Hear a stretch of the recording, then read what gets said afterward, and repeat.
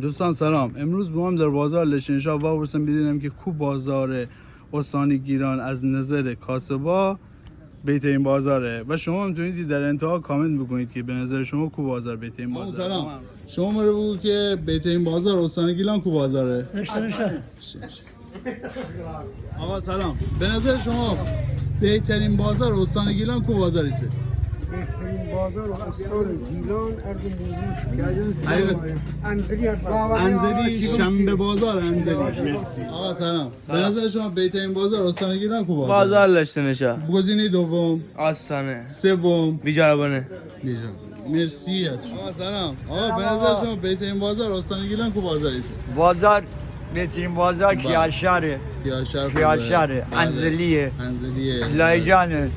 شما چند بازار شیری خودتان؟ کلا 4 بازار، 2 بازار لشنشاه، 2 کوچسوار. خدا شما. اونم بازار عالی است. 2 لاین خیلی عالی.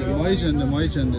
مایی قبلش بود دیگه. مایی اصلا هیچ بود ماجانی. چند کیلو چند فروخته این مایی کیلویی چابرایی 50 دست دادن. قربون تو برم. سلام. بهترین بازار استان گیلان کو بازاری است؟ داش برای ما همه جا خوبه. خدا ادامت بده. خدا شکر. نونی در میاد که حلال. خدا کدوم بازار میری شما؟ داش کوچه اصفهان، لشنشاه، بله.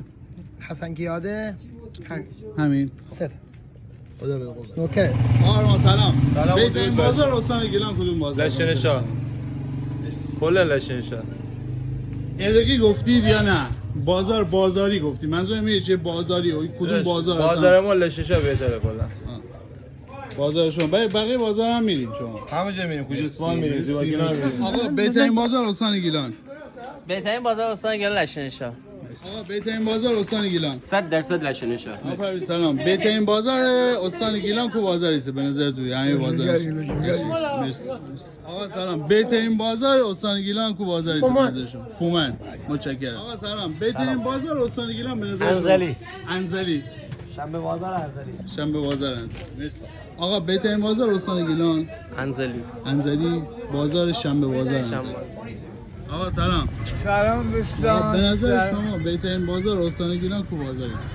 سلام دوستان وایش، دوستان وفا، دوستان لطفی. بهترین بازار با طبق آماری که بگفتید بهترین بازار لشنشاه. همه با عشقی، همه توفانی دی، همه کل خرابی دی. کل خراب از اون لازمه عشقی دی، همه عشقی دی.